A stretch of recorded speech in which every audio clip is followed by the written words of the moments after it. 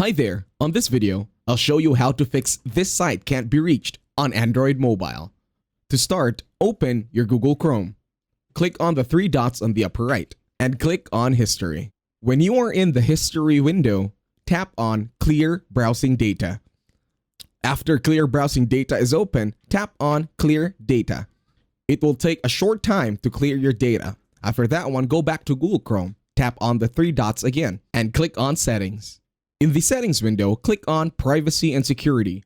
Once in Privacy and Security, click on Use Secure DNS. Then tap on Choose Another Provider. You can have Open DNS as a setting.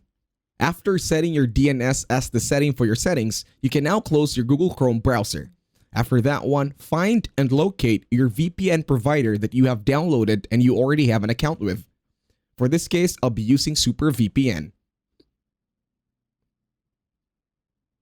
Wait for the VPN to load. When the VPN has loaded, be sure to connect with the VPN of your choosing.